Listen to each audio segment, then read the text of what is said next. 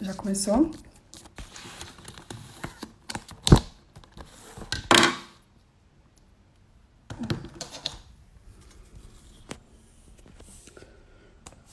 Olá! Oi, pessoal, vamos entrando, que o Dr. Bruno já tá chegando. Ai, o Bruno foi pegar o cafezinho dele. Ai, esperto.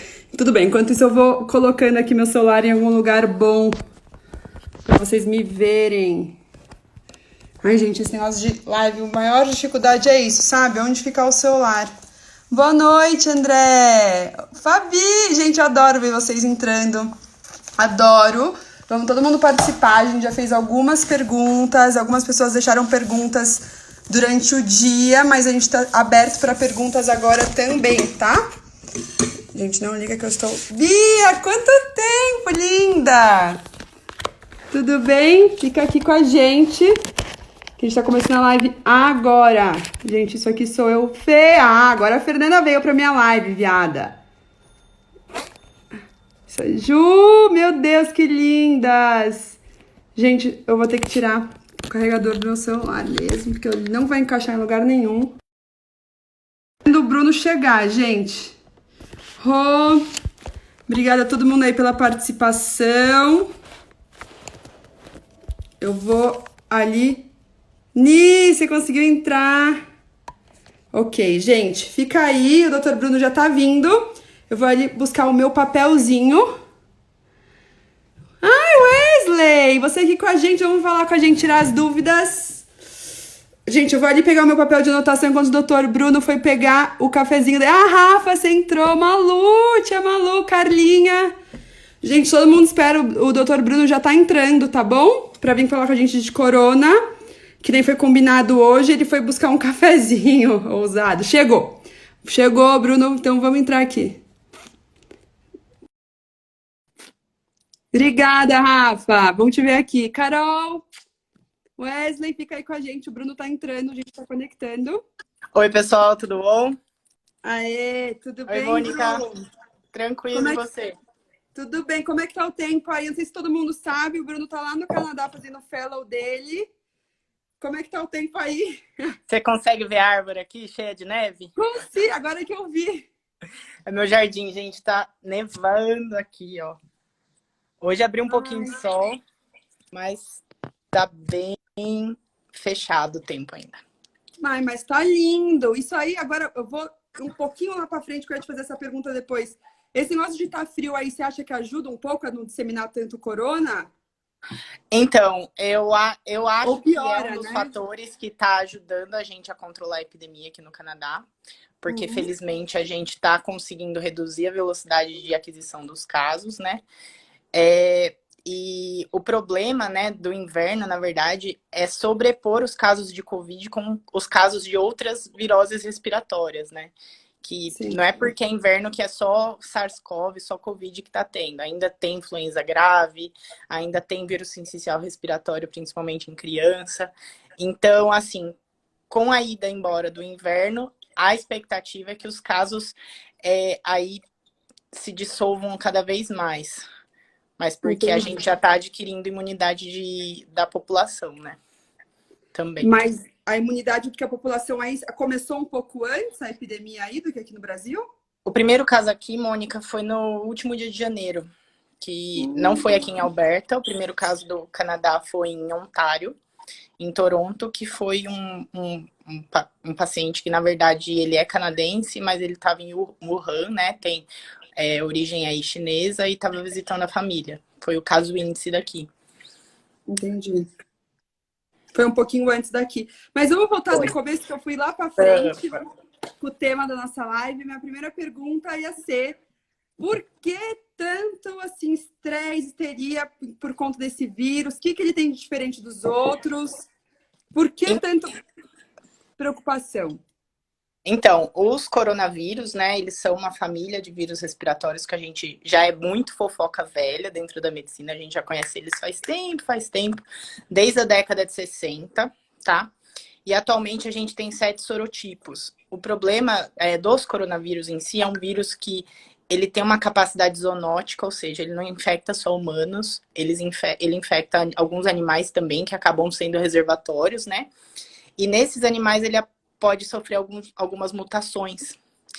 E dessas mutações que surgem as cepas pandêmicas, né? Que é o que preocupa. Cepas são subtipos de vírus. A gente tem esses 7 sorotipos que a gente conhece já, né? 4 deles são bobinhos, né? Que é o HK1, NL63, OC43 e 229E, que são 4 sorotipos virais que geralmente eles causam resfriadinho comum, sabe? Nariz escorrendo, dor de garganta, aquela febre que fica 2, 3 dias dor no corpo, passa.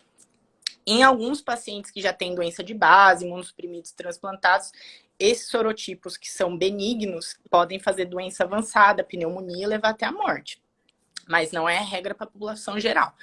E aí, dentro desses 7 sorotipos, a gente teve os 3 que causaram as pandemias, né? Que tornaram o coronavírus um pouco mais famoso.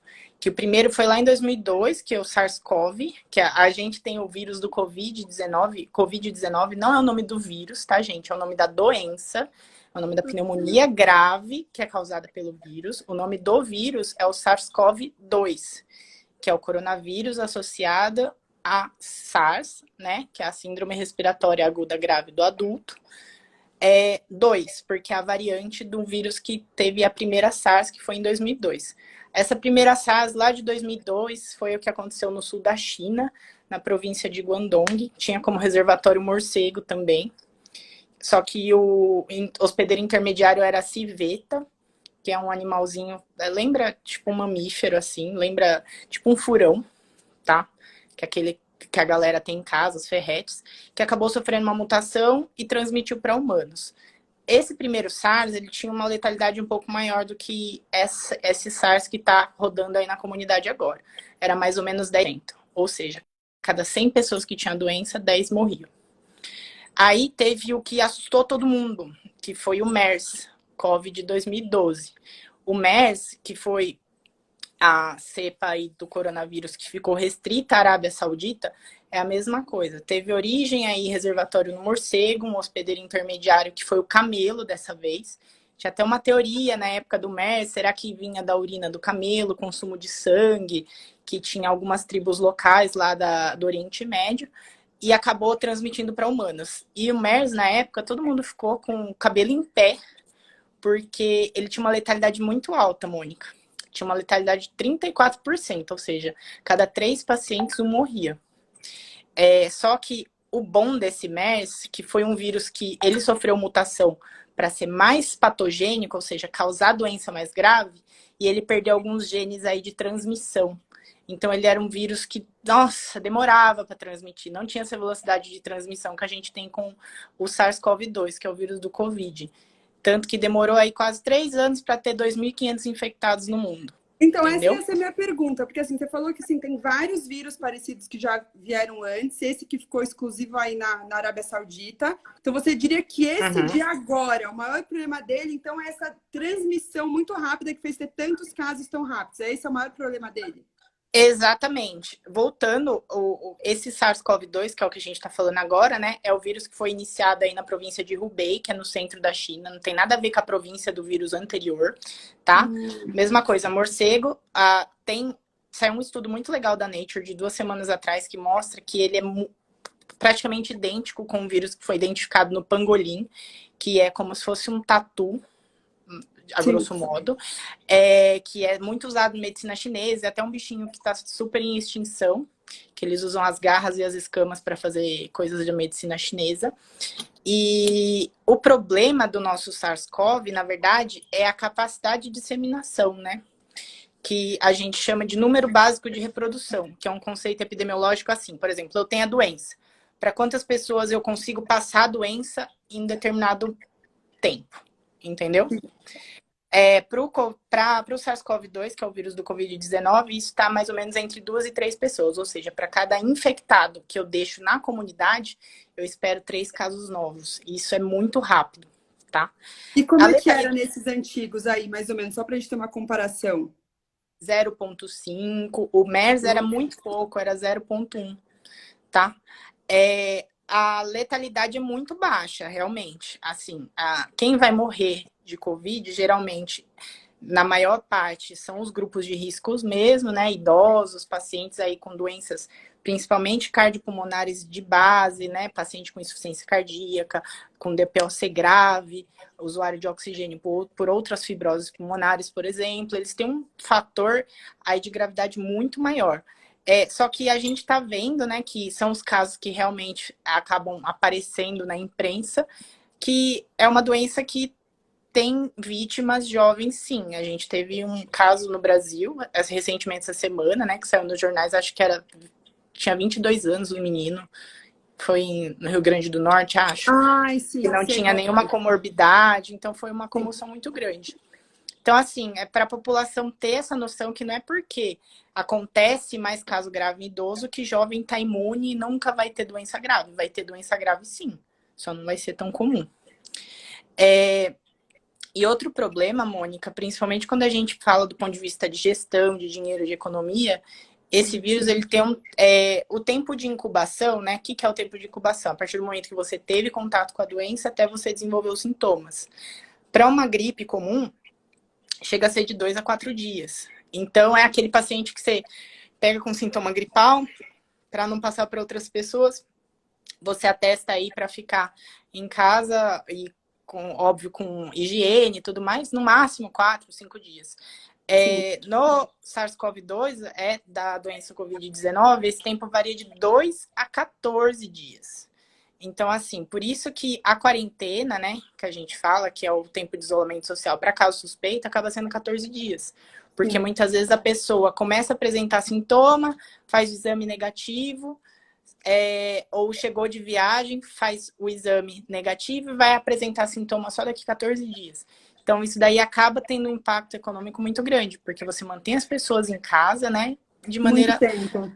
não produtiva. Exato. A Eu acho que hospitalização... desculpa. imagina, não é que você falou isso agora dessa parte do sistema de saúde, é algo que eu falei muitas vezes aqui no meu Instagram, que é o principal problema do Covid-19, por causa do SARS-CoV-2, é justamente o colapso do sistema de saúde, que todo mundo fala, mas eu acho que as pessoas não conseguem entender, porque a gente fica preso numa doença ser grave. Então, além disso que você falou agora do tempo de afastamento, por causa do tempo que ele pode transmitir, que é porque a gente está vivendo,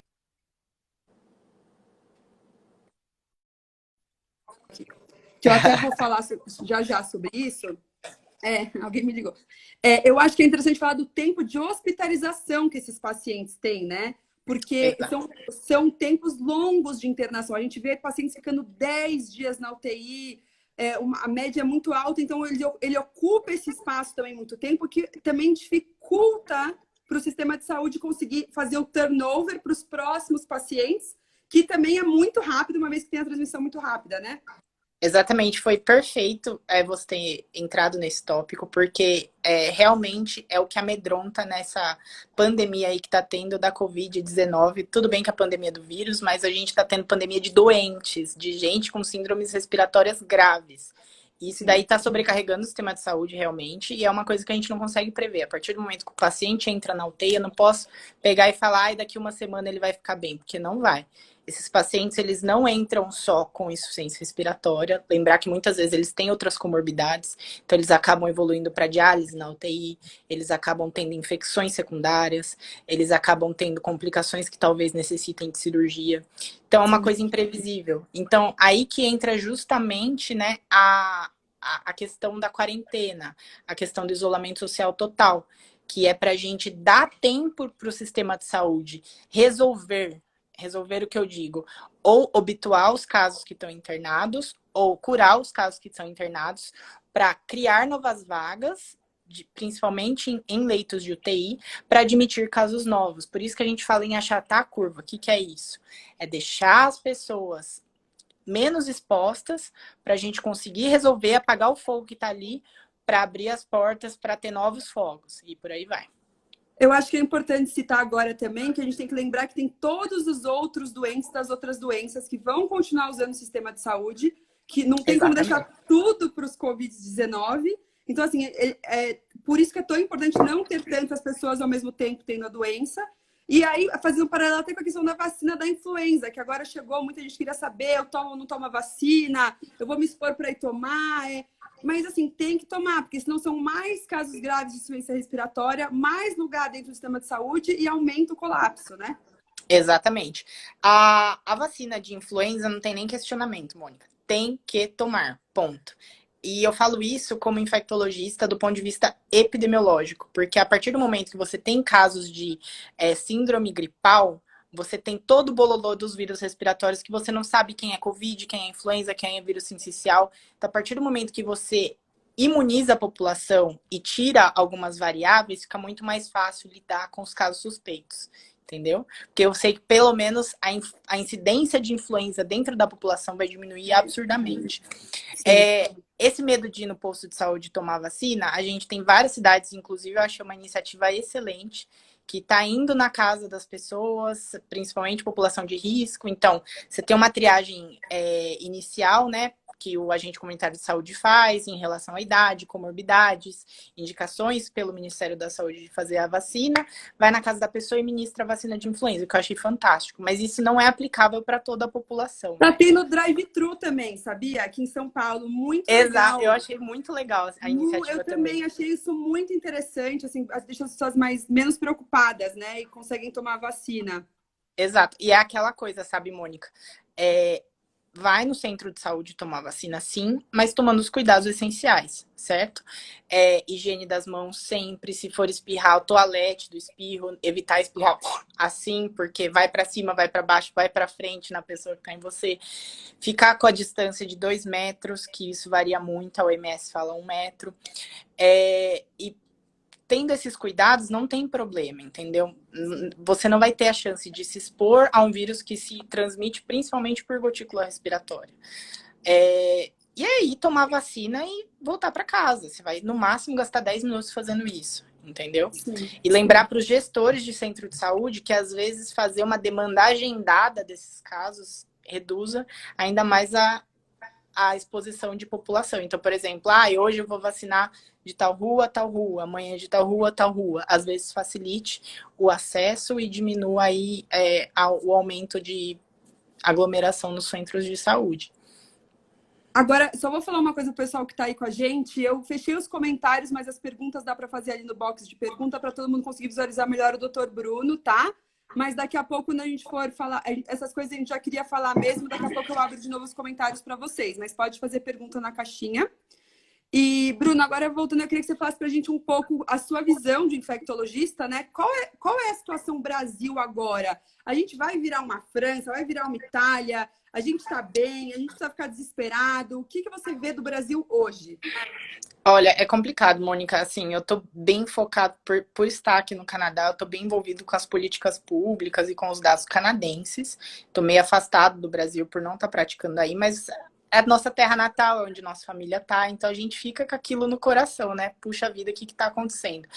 E assim, tá complicado, principalmente quando você entra no site do Ministério da Saúde para ver as notificações, né, dos casos suspeitos, casos confirmados, por 2 motivos. O Brasil é conhecidíssimo, histórico, por ter recursos mal distribuídos, certo? A gente sabe que a maioria dos leitos de UTI, a maioria dos recursos de exame, eles são focados, querendo ou não, na região sudeste, na região centro-oeste.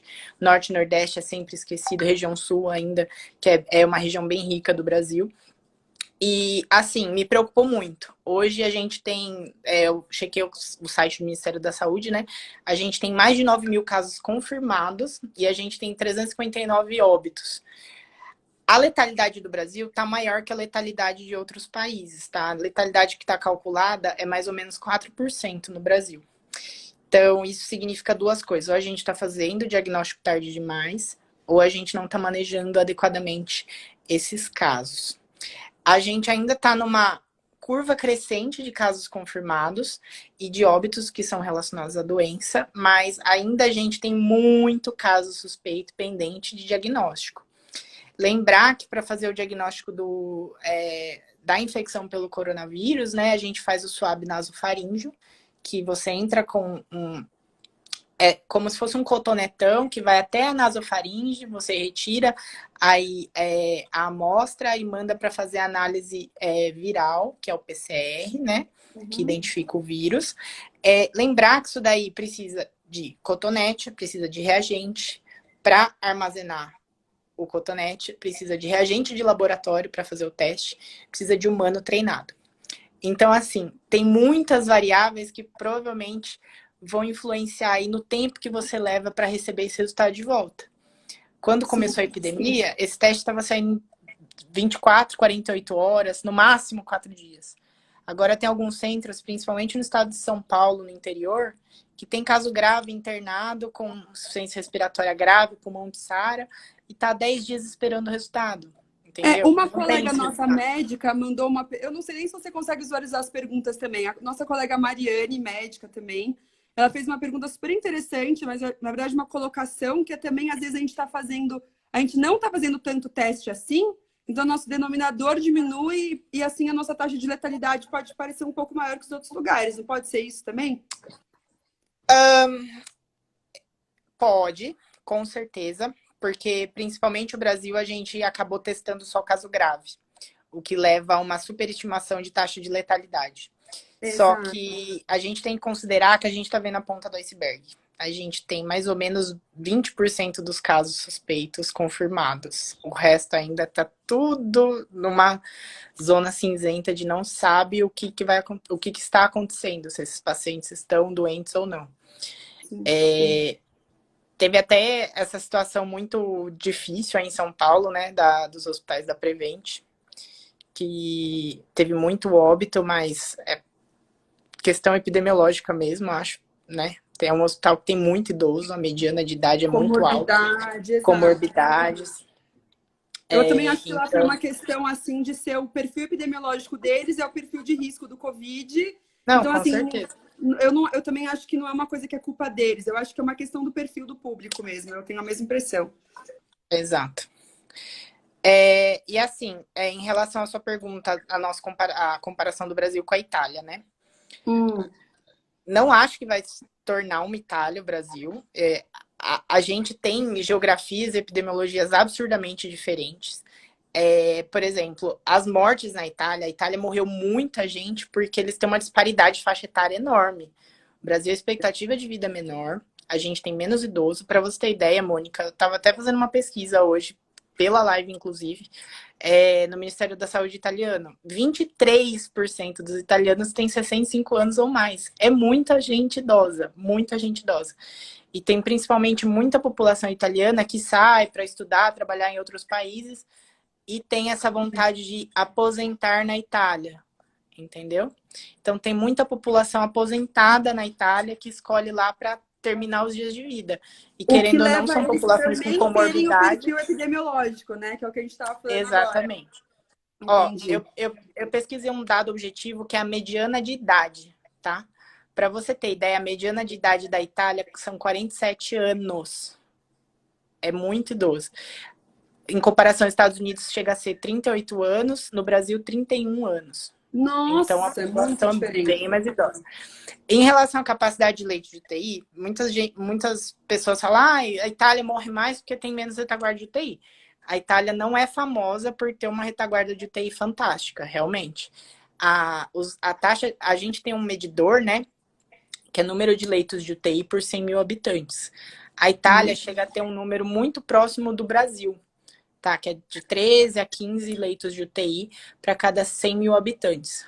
O Brasil acaba chegando a ter 25 leitos de UTI para cada 100 mil habitantes, mas lembrando que mais da metade deles são em saúde privada, não é do SUS, né? Então a gente não pode contar com isso, a não ser que entre no estado de calamidade, o SUS começa E a daí, alugar leito de hospital privado, enfim, mas que não é a realidade agora. Então a capacidade de leito de UTI é muito parecida com a do Brasil. E a Itália, a diferença é que principalmente algumas províncias italianas, principalmente a província de Lombardia, que tem muito idoso, que tem uma mediana de idade bem maior do que a que eu falei, não é bem distribuído o recurso. Tem província com muito UTI, tem província com pouca UTI. Então, isso pode ter justificado aí a catástrofe que teve em algumas partes aí do país. É isso. E agora indo para uma questão aí do tratamento, que é uma coisa que eu falei que ia trazer hoje, que eu acho que é bem importante também a visão de um infecto, que a gente está escutando um monte de fofoca por aí de drogas milagrosas, vitamina D salvadora e cloroquina, enfim. A cara do Bruno para mim. Ai, meu Deus. Eu queria que você falasse um pouco disso pra gente. Eu sei que tá tudo em estudo, nada é muito definitivo, a gente tá descobrindo essa doença conforme ela tá chegando para todo mundo é novo. Mas eu queria saber o que você, como especialista, falaria pra gente dessas drogas milagrosas do corona. Olha, gente, sinceramente, para os médicos que estão aí na live, que estão esperando uma resposta milagrosa de mim, eu baseio muito minha prática em evidência científica, porque eu acho que mais importante que proporcionar uma cura para o paciente, uma melhora, é não proporcionar dano, tá? E muitas das drogas que estão sendo estudadas, elas estão em estudo justamente porque tem muito efeito colateral. Tem droga que mata. Hidroxicloroquina matou muita gente, entendeu? São drogas que não são novidades só para o coronavírus. Algumas delas são novidades para o Covid-19, mas muitas outras já foram estudadas para outros vírus respiratórios, tá? Principalmente o SARS. Muitos dos estudos de drogas, eles estão sendo reproduzidos do SARS que a gente teve lá em 2002. A gente tem as duas preferidas da vez, que eu vou começar falando. Uma é o Remdesivir, tá? O Remdesivir é uma droga que ela foi começada a ser criada em 2013. A intenção inicial era para hepatite C, não deu muito certo para hepatite C, tá? Aí você lembra que a gente teve aquele surto do Ebola? Que todo mundo ficou com o cabelo em pé, todo mundo começou a atender que nem astronauta, qualquer síndrome febril hemorrágica no pronto-socorro. Então, aí em 2015, o Remdesivir, que na verdade é um inibidor da RNA polimerase, um antiviral específico, né? Ele age no vírus, não na imunidade. Ele começou a ser estudado para Ebola. E ele teve resultados bem ruins para Ebola, para ser sincero, tá?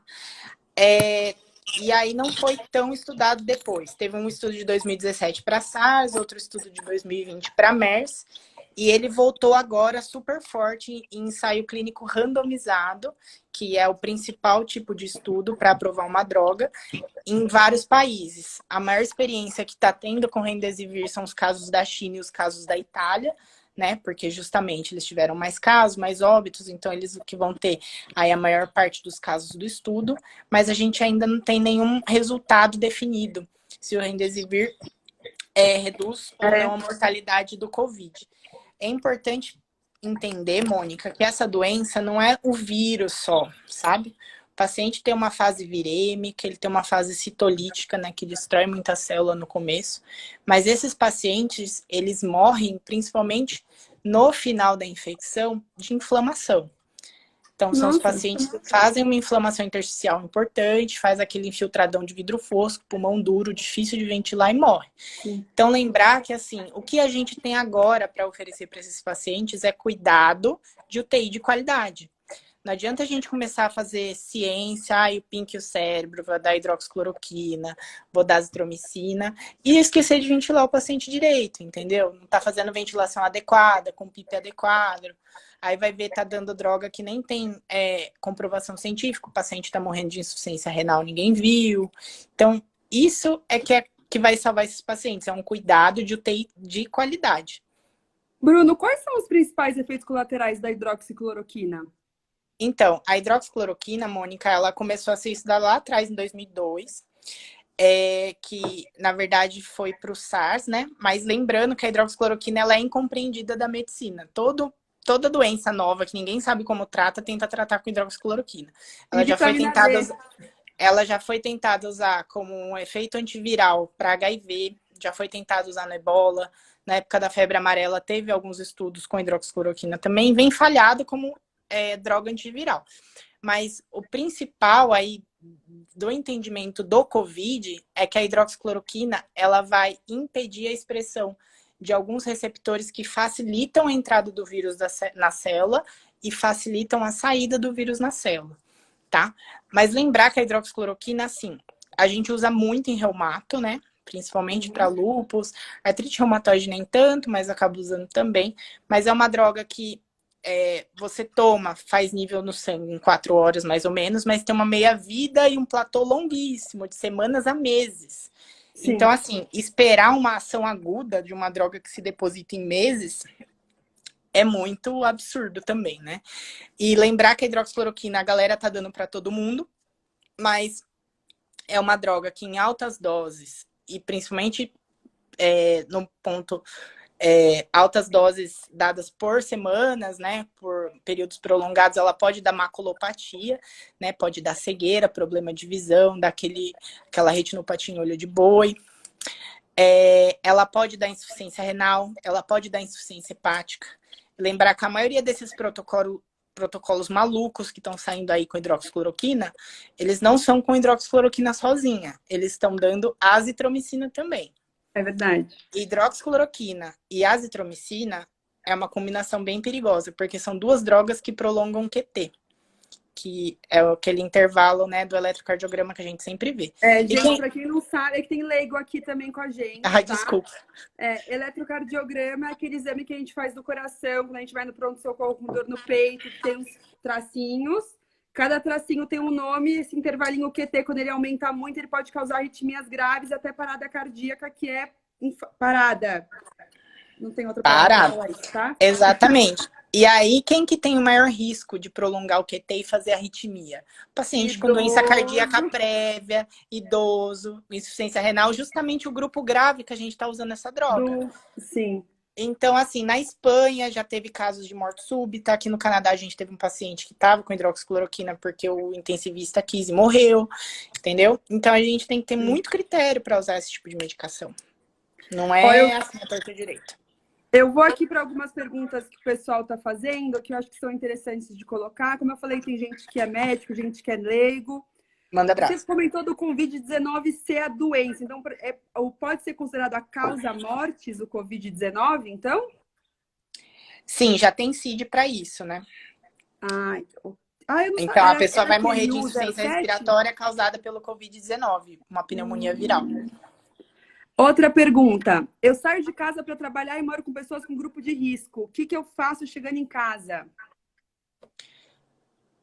Então, essa pergunta é muito importante. Eu acho que é manter aí os cuidados de higiene domiciliar. Então, evitar compartilhar comida, evitar compartilhar talher, evitar contato próximo, manter esse contato aí de 2 metros de distância. Se você divide a mesma cama com a pessoa, evitar isso, infelizmente.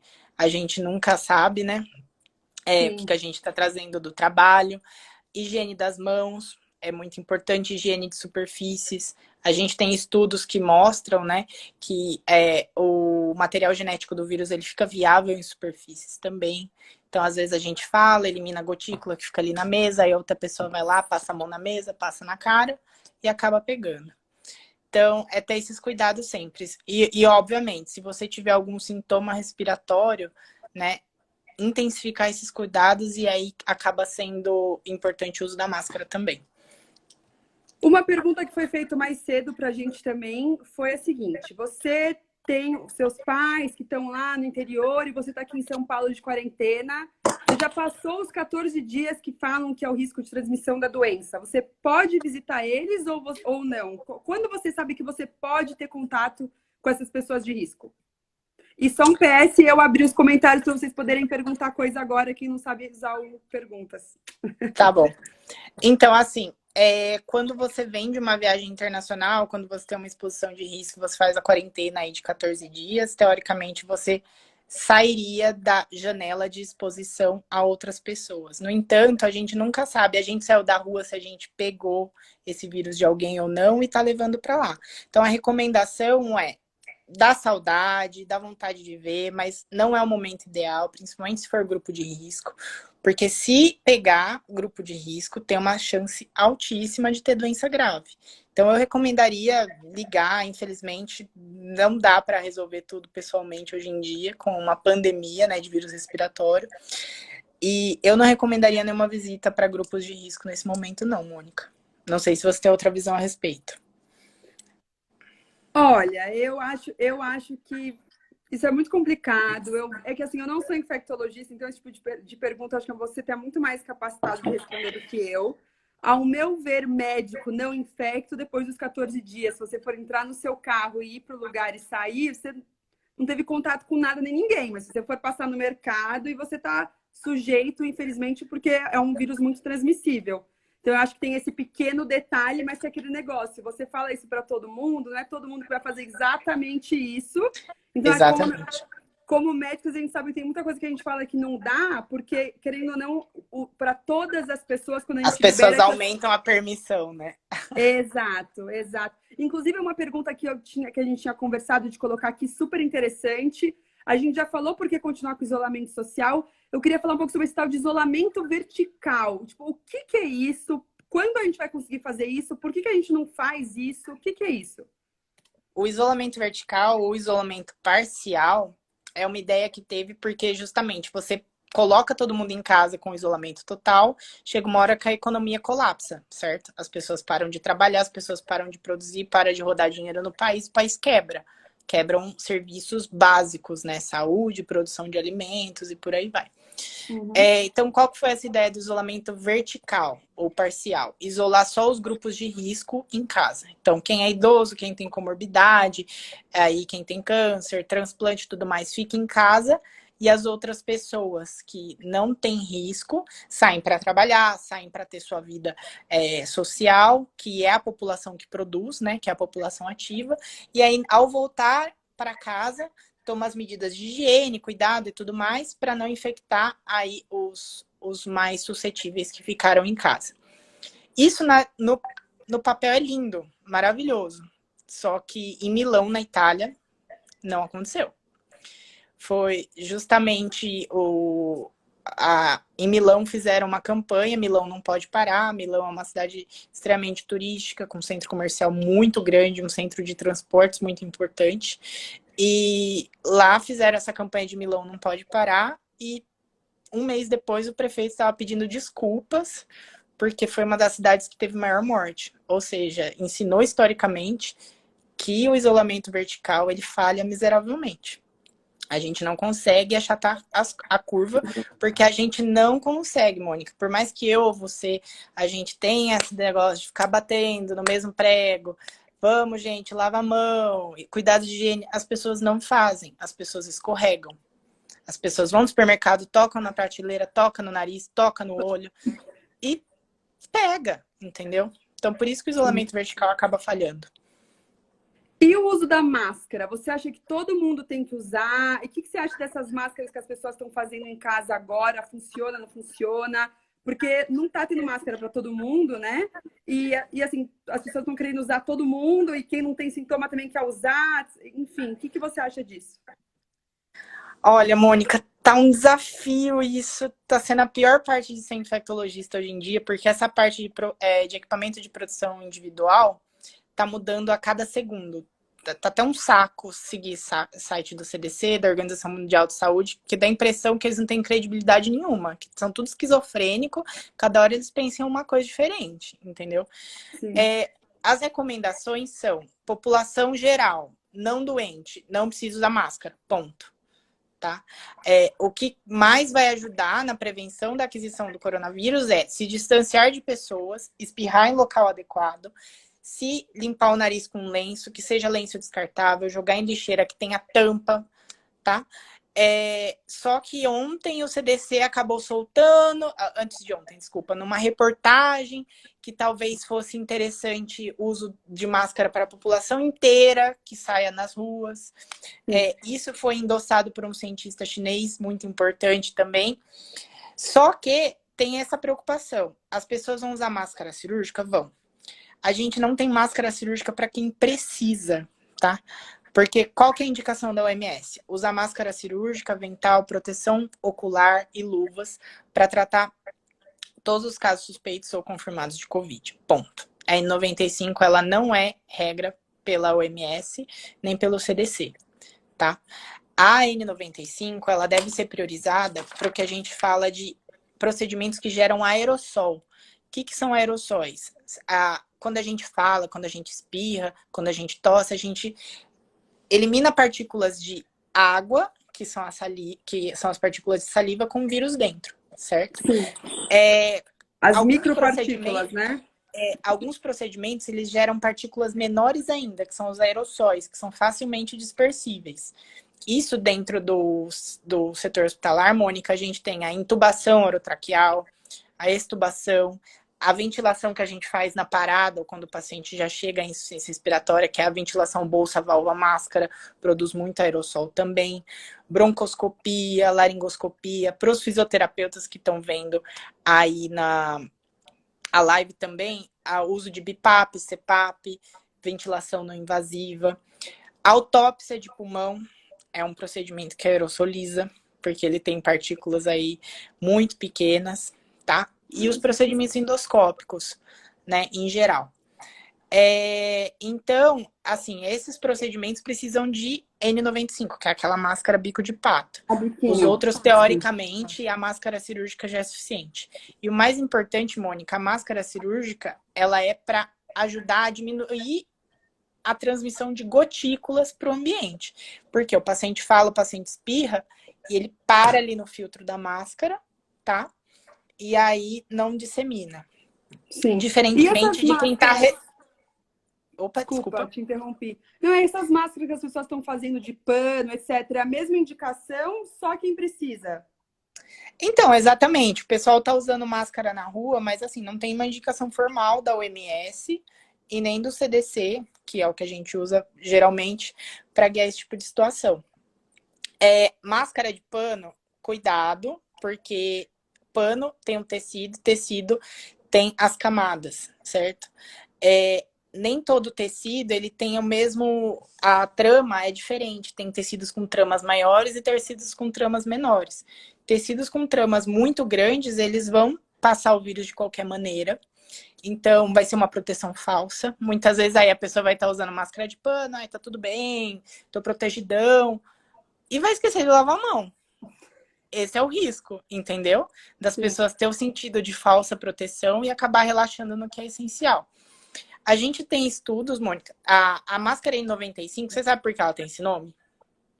Não sei. Porque ela filtra 95% das partículas. Entendeu? Nossa, de todas, tipo, do tamanho, exato. Você quer dizer. Entendi. Exato. Tudo que a gente aspira, ela filtra 95%. Então, por isso que ela tem esse nome. Tem muita gente que acabou... a galera não acha mais N95 para comprar, porque você, do ponto de vista de gestora...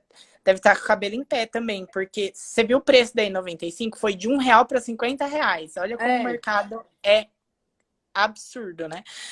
E aí a galera não achava N95 para comprar, acabou comprando a PPF2. Não sei se você já viu aquela que tem uma válvulazinha. Sim, na aqui máscara, tem um negócio, sei. Que é para poeira, aquilo. É uma máscara ocupacional para quem trabalha em mina de carvão, enfim. Mas ela tem uma capacidade de filtrar igual a N95. Funciona também. Voltando, o que eu tava falando? Tudo isso? Me perdi. A gente tava falando da... Nossa, a gente tá ótimo isso daqui, mas tá indo longe. A gente tava falando do uso de máscara para todo mundo ou não. Daí você tava explicando quem precisava usar máscara e qual tipo de máscara. Daí exato. Você explicar... Então, da máscara... Então, a máscara cirúrgica, ela tem uma... Eu falei da N95, 95%. A máscara cirúrgica, ela tem uma taxa aí de filtração de partículas de mais ou menos 70% a 75%, tá? Ela não é tão ruim assim, não. A maioria das partículas vai bater no filtro e ela vai sumir, tá? Ela vai se dissipar. O importante da máscara cirúrgica é mantê-la sempre seca, porque a partir do momento que ela molha, você falou muito, ficou úmida, ela perde a capacidade de filtração. Todo mundo tá perguntando qual tecido da máscara de pano aqui, mas tem algum que você recomenda? A gente não tem essa recomendação, gente. Não sei. É que a gente tem que estudar o tecido, né? E exato. Isso é muito complicado. Não vai ter nada comprovando que aquele tecido realmente tem aquela trama que vai fazer o que essas máscaras profissionais têm. O único estudo que teve foi de máscara de pano que foi feito, sabe TNT, aquele tecido não tecido? Sei. Era um TNT, 3 camadas. Ele acabava tendo uma produção de 50%. Que não é o ideal, mas é melhor do que zero, né? Exato. Então a gente tem aí pano 50%, máscara cirúrgica 75%, N95, 95%, né? Exato. E foi até uma discussão, Mônica, porque assim, esse negócio de máscara de pano, ai, será que a gente tá errando em não falar para população inteira usar máscara de pano? Porque foi justamente o sucesso que o Japão teve com a epidemia nessas últimas semanas. O Japão estava conseguindo achatar a curva muito bem, só que agora voltou a subir de novo. E a grande hipótese era, mas todos os japoneses eles usam máscara na rua o dia inteiro e talvez isso seja o que está protegendo a pandemia de crescer cada vez mais lá. Só que não é só máscara, gente. Se a gente comparar as sociedades ocidentais daqui com as orientais, a gente tem hábitos de higiene muito diferentes. Você já viu o japonês dando oi? É no máximo assim, entendeu? Não é que nem no Brasil, que a gente chega, oi, beijinho no rosto, abraço, lambe a 2, 3 pessoa. beijos, 4, Exato. um nariz na Então, testa. às vezes não é só máscara. Muitas vezes os hábitos, né, culturais das pessoas permitem mais disseminação de vírus. Então a gente tem que tomar muito cuidado com esse tipo de análise. Tem pergunta de luva. Não. Luva não. Sabe por que luva não? Porque luva dá uma falsa sensação que você está protegido. Muitas vezes as pessoas põem a luva, vai no mercado, toca tudo com a luva. Tudo. E a luva, ninguém lembra de higienizar com a luva, óbvio. Porque você se sente protegido, o resto do mundo que se exploda, né? Afinal, eu estou protegido. Aí a pessoa toca a mesa, toca a prateleira, toca o caixa do supermercado, toca o molho de tomate com a mesma luva e não higieniza nada. Então, essa luva dá uma sensação de falsa proteção e já tem estudos em CCH que fala que diminui a higiene de mãos. O uso inadequado de luva diminui a higiene de mãos. E é tudo que a gente não quer nesse tipo de epidemia. Tá bom? E eu fiquei curiosa quando você falou o jeito certo de espirrar. Exato. Como assim? Porque, assim, muitas vezes a gente espirra assim, né? Ou pra frente, sem com a mão, e isso dissipa, faz um leque aí de gotículas e pega em quem tiver. O problema de espirrar assim é que vai pra cima, isso dissipa muito, e vai pra baixo também. O ideal, que é o toalete do espirro, que a OMS fala, é espirrar no ângulo do cotovelo. Porque só vai pra baixo. Se abaixa e espirra. Porque só vai para baixo e dissemina o mínimo possível de partículas, entendeu? Muito legal. Essa eu não sabia. Muito legal. E aí, lembrando, espirrou, lavou mão. Não tem pia, álcool gel. Tá? Nossa, a gente passou horrores, mas foi muito maravilhoso. Você quer colocar mais alguma coisa? Alguém quer fazer mais uma pergunta? Eu deixei rolar porque foi muito legal essa troca, né? Eu aprendi muito aqui também hoje. Você falou da vitamina D, né? Que foi um chabu que teve essa semana. Foi. Ai, gente, é nessas horas que começam todos os curandeirismos da medicina, né? A vitamina D, ela não é ruim, tá? Ela é super boa.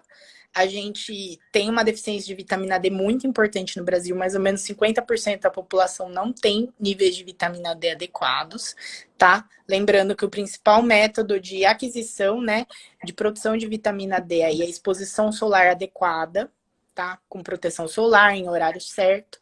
E consumo de peixe gordo, né? Aquele peixe que tem mais gordura, cogumelo, gema de ovo, tem bastante vitamina D também. A gente já conhece, Mônica, há muito tempo que vitamina D tem uma ação imune, realmente. Receptores de linfócito B, que produzem anticorpos, e linfócito T, que fazem proteção contra vírus, eles têm receptores de vitamina D aí na membrana, ou seja, deficiência de vitamina D muitas vezes leva a uma deficiência de imunidade também. Tanto que a gente vê, né, nos pacientes que têm deficiência de vitamina D, uma maior incidência de doença autoimune, de lúpus, de artrite reumatoide e até de infecção. Só que a gente não tem estudo falando que repondo vitamina D eu impeço Covid e nem que repondo vitamina D eu impeço Covid grave. Então não dá para estimular as pessoas a reporem vitamina D para esse tipo de situação. Eu acho Lembrando que o excesso de vitamina D tem as suas contraindicações também. Exato. Então não vai ficar tomando vitamina D porque faz bem, né? Exato. Isso Eu lembro, é... tem paciente que toma vitamina D à torta direito, sem fazer exame de sangue. Aí, quando vai ver, tá com o nível de cálcio lá no céu, fazendo insuficiência renal, né? Que Sim, hipercalcemia é um dos efeitos colaterais mais comuns. E acaba tendo efeitos graves com isso. Então, não é porque é vitamina que é bom sempre. Lembrando que todo remédio acaba sendo um veneno dependendo da dose, né? sim. Bruno, Então, se eu obrigada. recomendo vitamina D, não, não recomendo para COVID. Gente, muito obrigada. Ó, a gente falou de cloroquina mais no começo da live. Vai acabar aqui agora. Eu vou deixar 24 horas. Você pode assistir e ver, tá bom? Isso de pneumonia, muitas pneumonias, não entra como quadro de DPOC, porque você não necessariamente tem um quadro aí crônico pulmonar por ter tido pneumonias. Então, não entra no grupo de risco, tá? Respondendo a pergunta que fizeram agora. A live vai ficar aí 24 horas. Muito obrigada, doutor Bruno. Maravilhoso. Vai cair agora a live? Quantos minutos a Não, gente você tem? Não, filha, é sexta-feira, eu tô de quarentena, eu tô em casa. Se quiser falar, pode continuar Não, à eu só vontade. queria falar duas coisas. Hoje é um dia muito preocupante pra gente com essa pandemia, que hoje é um dia histórico. A gente passou de 1 milhão de casos confirmados no mundo, tá? Sendo que foram mais de 50 mil óbitos. Então é um dia histórico que leva muita preocupação. Ai, Lembrar nossa, que a OMS decidiu arregaçar as mangas e começou um mega trial, que é uma mega pesquisa que está acontecendo, foi anunciada no dia 22 de março, que se chama Solidarity, solidariedade do inglês, que está testando 4 drogas, né? 4 esquemas de tratamento. Um com Remdesivir, que é esse antivírus que eu falei para vocês, outro com cloroquina, hidroxicloroquina, dependendo do que tem no país. Outro com Lopinavir e Ritonavir, que é o Caletra, uma medicação que a gente usa para HIV, que teve um estudo aí recente que mostrou que não funcionou para COVID, mas talvez ele tenha sido usado num grupo de pacientes muito graves. Então a gente vai tentar aí usar num grupo de pacientes que não está tão hospitalizado, não está precisando tanto de oxigênio. E o último braço desse mega trial aí é usar o interferon, que é uma droga que a gente usava há muito tempo para tratar a hepatite C e que acaba tendo um efeito antiviral, né? Então, vamos ver o que vai sair desse trial. Mas está todo mundo aí com esforço global, esquecendo fronteiras de países, esquecendo economia, cooperando, deixando a política de lado para ver se a gente consegue aí encontrar alguma solução para essa doença que está afetando tanta gente. Sim, nossa, se Deus quiser, eu fiquei abalada, eu não sabia dessa informação. Mas a gente tem que rezar muito essas energias no mundo tão bem pesadas mesmo, porque tá todo mundo passando pela mesma coisa, né? É um momento muito complicado. Exato. Beleza. Bruno, obrigada milhões de vezes. Espero que todo mundo tenha gostado, todo mundo que participou, tá? Imagina. Contem comigo e quem quiser pode seguir meu perfil. Segue aí, gente, Dr. Bruno Buso, Buso com Z. Ele é maravilhoso, um infectologista incrível. Eu trabalho com ele há muito tempo já, além de ser um amigo pessoal. É um ótimo médico. Sigam o perfil dele para saber de infectos, que ele está postando muita coisa interessante lá. Um beijo. Beijo, Tchau. Bru. Tchau, tchau.